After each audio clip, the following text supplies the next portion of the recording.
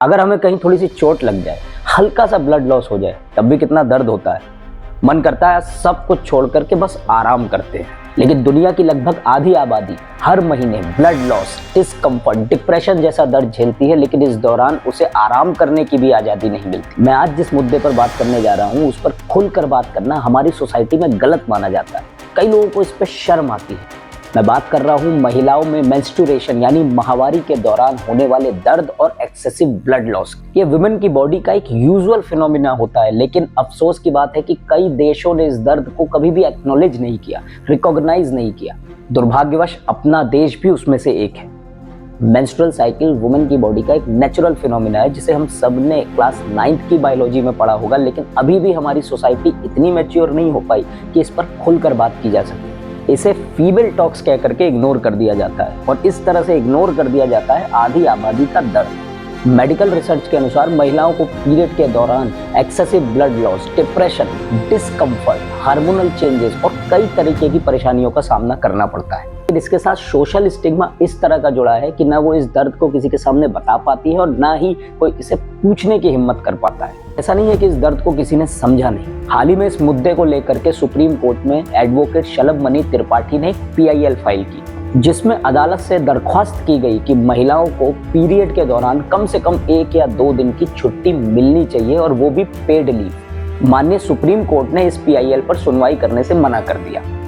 माननीय उच्चतम न्यायालय ने इस पर दलील दी कि ये पॉलिसी मैटर है और केंद्र सरकार को इस पर पॉलिसी बनानी होगी। इससे पहले 2020 में दिल्ली हाई कोर्ट ने केंद्र सरकार को निर्देश दिया था कि मेंस्ट्रुअल लीव पर एक पॉलिसी बनाई जाए। हालांकि इस तरह की कोई पॉलिसी अब तक देश में नहीं आई है। ऐसा नहीं है कि अब तक किसी जनप्रतिनिधि ने इस मांग को नहीं उठाया। 2017 में अरुणाचल प्रदेश से सांसद निनोंग एरिंग ने पार्लियामेंट में एक प्राइवेट मेंबर बिल पेश किया था, जिसमें कहा गया था कि मेंस्ट्रुअल लीव पॉलिसी को लागू किया जाए, लेकिन अफसोस कि उस बिल को भी संसद में रिजेक्ट कर दिया गया। जेंडर इक्वलिटी का राग पूरी दुनिया आलाप रही है, लेकिन अफसोस की बात है कि सिर्फ मुट्ठी भर देशों ने ही अपने देश में महिलाओं को मेंस्ट्रुअल पीरियड लीव का अधिकार दिया हुआ है। इन देशों में south Korea, Japan, Indonesia, Taiwan, Zambia जैसे देश शामिल हैं। हाल ही में स्पेन ने भी ये सुविधा दे दी है। कई प्राइवेट कंपनियों ने भी इसको लेकर के नीति बनाई है, जैसे जोमेटो, नाइक। भारत के कुछ राज्यों ने भी महिलाओं के दर्द को समझते हुए इस पर पॉलिसी बनाई है। हाल ही में केरला ने 2 दिन की मेंस्ट्रुअल लीव का कॉन्सेप्ट लागू किया है, और बिहार के पूर्व मुख्यमंत्री श्रीमान लालू प्रसाद यादव जी ने 1992 में ही एक क्रांतिकारी फैसला ले लिया था। वहां पर 1992 से ही स्टेट गवर्नमेंट वुमेन एम्प्लॉय को मेंस्ट्रुअल लीव मिलती है, वो भी महीने में 2 दिन की। मेंस्ट्रुअल लीव के आलोचकों के भी कुछ तर्क हैं। वो लोग कहते हैं कि इसकी वजह से लोग महिलाओं को नौकरी पे कम रखेंगे। कुछ लोग कहते हैं कि इस पॉलिसी का मिसयूज हो जाएगा। तो सवाल ये है कि क्या पॉलिसी का मिसयूज होने से पॉलिसी ही नहीं बनानी चाहिए?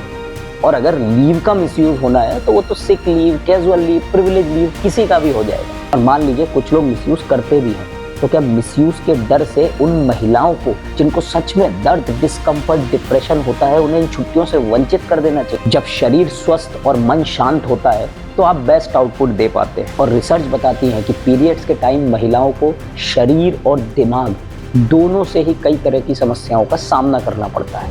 ये बात हर कोई जानता है कि बचपन से लेकर बड़े होने तक महिलाओं की बॉडी में कई तरह के चेंजेस आते हैं, कई तरह के हार्मोन्स बदलते हैं, कई तरह के दर्द से होकर के उन्हें गुजरना पड़ता है। शायद जो हम लोगों के लिए बायोलॉजी का एक चैप्टर है, वो महिलाओं के लिए एक पेनफुल एक्सपीरियंस होता है। और जरा खुद सोचिए, जरा सा सिर में, हाथ में, पैर में दर्द होने पर हम लोग छुट्टी लेकर के बैठ जाते हैं। मन करता है यार आज काम ना किया जाए। तो जो हर महीने इस तरह का दर्द झेल रहा है, क्या उसके लिए 1 या 2 दिन की छुट्टी जायज नहीं है? मेरे ओपिनियन में भारत में मेंस्ट्रुअल लीव का कॉन्सेप्ट लागू होना चाहिए। आपका इस बारे में क्या सोचना है? कमेंट बॉक्स में जरूर बताएं।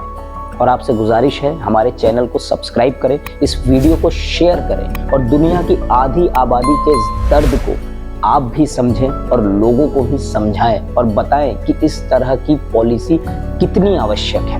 मिलते हैं फिर किसी मुद्दे के साथ। अगर आपके पास भी ऐसा कोई मुद्दा है जिसे आप चाहते हैं कि हम जिस पर रिसर्च करके वीडियो बनाएं, तो इस ईमेल ID पर जरूर बताएं, और शेयर करके, सब्सक्राइब करके अपना आशीर्वाद देते रहें। धन्यवाद।